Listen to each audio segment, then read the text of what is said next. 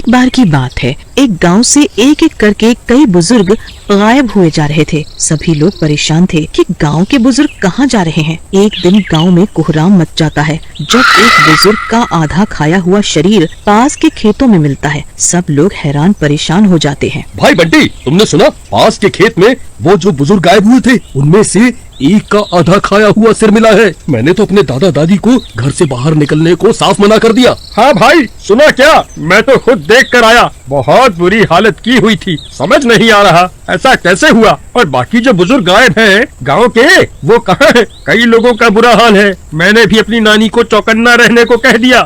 एक दिन राजू के दादा को बैंक किसी काम से जाना होता है। बेटा राजू, मुझे बैंक जाना है, क्या तुम मुझे वहाँ छोड़ दोगे? दादाजी, मुझे तो नौकरी पर निकलना है। मैं पहले ही लेट हो चुका हूँ। आप संभल कर जाना और ऑटो रिक्शा ले लेना। गांव के बुजुर्ग गायब हो रहे हैं, अपना ख्याल रखना। कोई दिक्कत हो तो मुझे फोन कर देना। ठीक है बेटा। फिर राजू के दादा घर से निकल जाते हैं बैंक जाने के लिए। राजू सही कहता है, मुझे संभल कर जाना होगा और चौकन्ना रहना होगा, कहीं मैं भी रामलाल की तरह गायब ना हो जाऊं।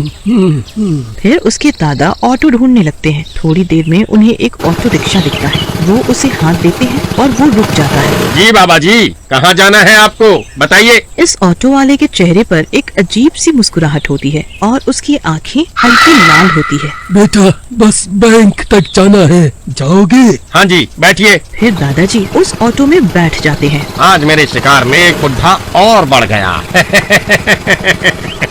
अब आएगा मजा। अरे बाबा जी, मुझे ना अपने घर से कुछ जरूरी सामान उठाना है। पर तुम्हारा घर है कहाँ? मुझे देरी ना हो जाए। अरे नहीं बाबा, बस रास्ते में ही पड़ता है मेरा घर। अभी ले लूंगा तो ठीक है, वरना पता नहीं कब चक्कर लगे घर का। ठीक है बेटा, ले लो फिर तो। ऑटो वाला अपना ऑटो एक सुनसान जगह की ओर ले जाने लगता है। अरे बेटा, ये कैसी जगह है? कितना सुनसान इलाका है। तुम यहाँ रहते हो? हाँ बुढ़ाऊ, यही है मेरा घर। यहाँ तेरी चीख पुकार सुनने वाला कोई नहीं होगा।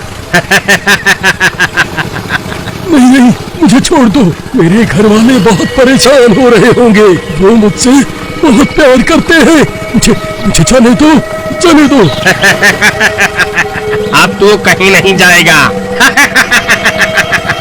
फिर ऑटो वाला एक खंडहर के पास ऑटो रुकता है और वो ऑटो वाला जबरदस्ती उस बूढ़े को उस खंडहर के अंदर ले जाने लगता है। अरे बचाओ, बचाओ, कोई बचाओ मुझे, कोई है यहाँ? अरे पापी, छोड़ दे मुझे। अरे कोई बचाओ, बचाओ मुझे। दादाजी बहुत चीखते पुकारते हैं, पर उस सुनसान जगह पर उनकी आवाज सुनने वाला कोई नहीं होता। ऑटो वाला उन्हें भी अंदर ले जाता है। देख बूढ़े, अब तू भी यहीं रहेगा। जैसे ही उस बुढ़े दादा की नजर बाकी बूढ़े बंदियों पर पड़ती है, उनके तो पैरों तले जमीन खिसक जाती है। अरे पापी दोस्त, तूने इन मासूम लोगों को यहाँ बंदी बनाया हुआ है और इनके घर वाले कितना परेशान हो रहे हैं। तो वो तू है जो गांव के बूढ़े लोगों को गायब कर रहा है। तभी रात हो जाती है और एकाएक वो ऑटो वाला अपने असली रूप में आ जाता है। आखिर मेरा समय आ ही गया। मेरे शिकारी दिमाग से कोई नहीं बच सकेगा। हाँ बुढ़ऊ, मैं ही हूँ जो पूरे गांव के बूढ़ों को गायब कर रहा हूँ इतने समय से। यहाँ मैं तेरा भोजन करूँगा। उधर राजू रात को नौकरी से वापस आता है। अरे दादाजी, कहाँ हो? क्या कहा बैंक वालों ने? दादाजी, अरे ओ दादाजी। राजू की आवाज सुन के उसकी माँ पानी लेके आती है। अरे बेटा, आ गया तू, ये ले पानी पी ले। दादाजी कहाँ है माँ? कब से आवाज लगा रहा हूँ। अरे बेटा, वो अभी तक आए ही नहीं है बैंक से। मुझे लगा तू भी उनके साथ गया होगा। अरे माँ, मैं तो नौकरी पर था। हे भगवान, मेरी ही मत मारी गई थी जो उन्हें अकेले बैंक भेज दिया। अब क्या करूँ? इधर आधी रात को भूतों की टोली उस खंडर में आती है। अंधेरा कायम रहे दोस्तों, अंधेरा कायम रहे। कहो आज किसका नंबर है? अरे नंबर किसी का भी हो, हमें तो पार्टी करने से मतलब है। क्यों दोस्तों? सही कहा। चलो खेत में चलते हैं और एक बुढ़े को भी ले लो, पार्टी करेंगे। फिर सारे भूत उन बंदियों में से एक बुढ़े को पकड़ के साथ एक खेत में ले जाते हैं। अरे, अपने पापों से डरो दोस्तों, अभी भी समय है, जाने दो सबको। सबसे पहले हम तुझे मुक्त करेंगे।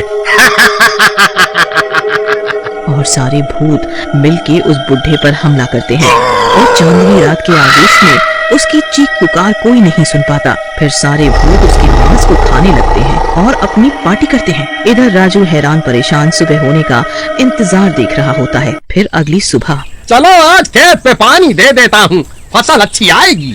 हरिया खेत पहुंचता है पर वहाँ की मिट्टी को खून से भरी देख उसकी आंखें फटी की फटी रह जाती हैं। अरे ये देखो, एक और लाश। अरे आओ जल्दी साहब, एक और बूढ़ा शरीर का मांस खाया हुआ पड़ा है। हरिया की आवाज सुन के सब दौड़ आते हैं। राजू भी वहाँ पहुँचता है। हे भगवान, मेरे दादाजी की रक्षा करना, कहीं ये मेरे दादाजी ना हो। गाँव वालों की हालत खराब हो जाती है। अरे ये कोहराम तो बढ़ता ही जा रहा है, आज एक और आधा खाया शरीर मिला है। जल्दी पता करना पड़ेगा कौन है इन सब के पीछे, वरना एक एक करके सारे बुजुर्ग की जान खतरे में होगी। राजू को अब चैन नहीं पड़ता। वो गांव वालों के साथ मिलके एक योजना बनाता है। राजू एक बूढ़े के भेष में उसी बैंक के रास्ते पर चल पड़ता है। रास्ते में से उसे वही ऑटो वाला मिलता है। आओ बाबा जी बैठो, कहो कहाँ जाना है आपको। राजू को उस ऑटो वाले के हाव भाव देख के शक हो जाता है। अरे बेटा, मुझे जरा बैंक जाना है। हाँ बिल्कुल, बैठो आप। फिर वो ऑटो चलाने लगता है और किसी बहाने से उसी खंडहर के पास ले जाता है। अरे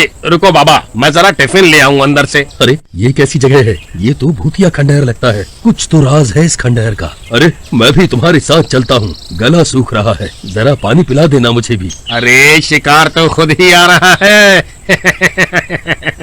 फिर दोनों अंदर जाते हैं। मौका देखते ही ऑटो वाला भूतिया रूप में आ जाता है। ए बुड्ढे, तू तो खुद ही आ गया मेरा शिकार बनने। अब मैं तुझे भी बंदी बनाऊंगा।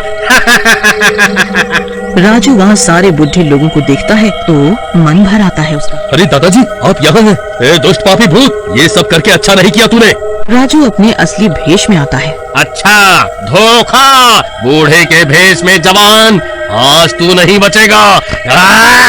दोनों एक दूसरे पे हमला करते हैं और लड़ने लगते हैं। अभी वहाँ राजू का पीछा करते करते बाकी गांव वाले भी हथियार लेके आ जाते हैं। भूत उन सबके सामने टिक नहीं पाता। गांव वाले उस भूत को बंदी बना के उसी खेत में ले जाते हैं। अब तू भी इसी खेत में मरेगा, इसे इस गहरे गड्ढे में फेंक दो और गड्ढे में आग लगा दो। वे लोग ऐसा ही करते हैं और कुछ ही देर में भूत जल के राख हो जाता है और गांव